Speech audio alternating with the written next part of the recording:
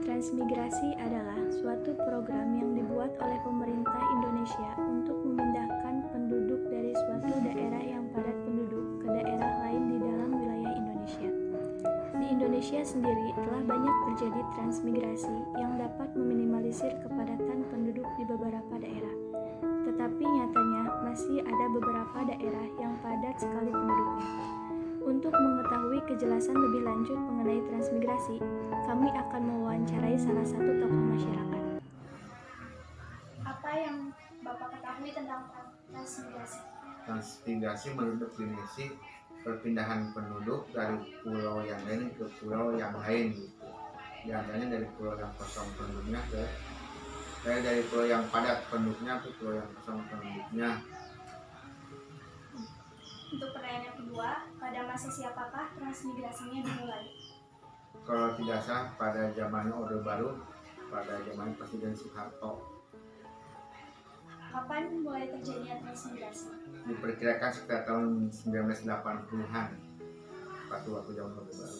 Dan alasannya kenapa terjadi transmigrasi tersebut? Transmigrasi terjadi karena ketidakseimbangan jumlah penduduk dari pulau yang satu ke pulau yang lain. Misalkan Pulau Jawa kan terlalu padat, untuk Sumatera, Kalimantan dan lainnya masih kosong.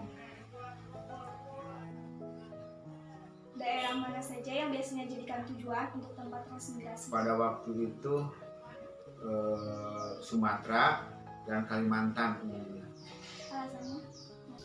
Karena di Sumatera perutnya masih kosong, daerahnya masih hutan, termasuk di Kalimantan juga. Bagaimana dampak positif dan negatif dari adanya transmigrasi? Dampak positif, terjadinya perpindahan penduduk yang tadinya kosong terjadi terisi. Terus positif lagi mengurangi pengangguran, pemerataan pembangunan, peningkatan pembangunan khususnya di bidang pertanian. Negatifnya begitu.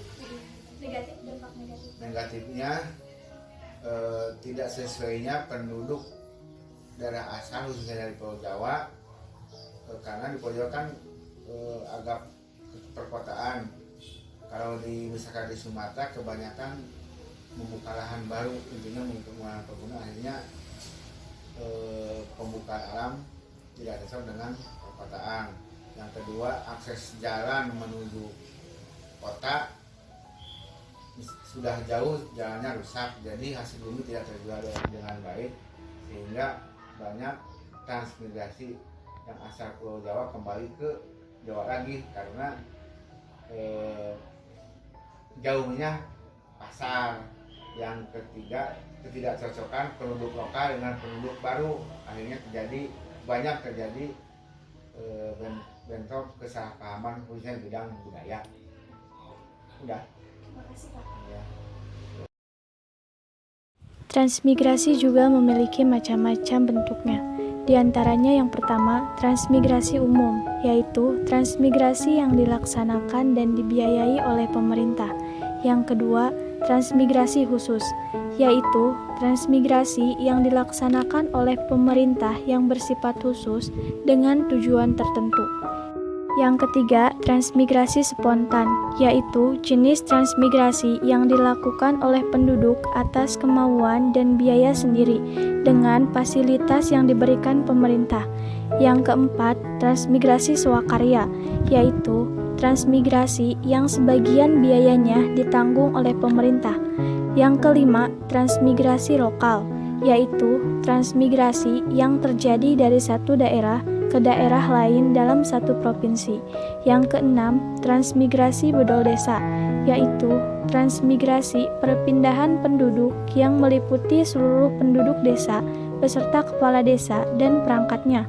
Dan yang terakhir, transmigrasi sektoral, yaitu transmigrasi perpindahan penduduk yang biayanya ditanggung bersama oleh pemerintah daerah. Jadi, kesimpulan dari wawancara tentang transmigrasi ini adalah transmigrasi dimulai pada masa Orde Baru tahun 1980 yang memberikan dampak positif maupun dampak negatif. Dampak positifnya yaitu pemerataan penduduk, mengurangi pengangguran, dan mengisi lahan kosong. Sedangkan dampak negatifnya yaitu ketidaksesuaiannya penduduk daerah asal dan daerah barunya. penjelasan mengenai transmigrasi.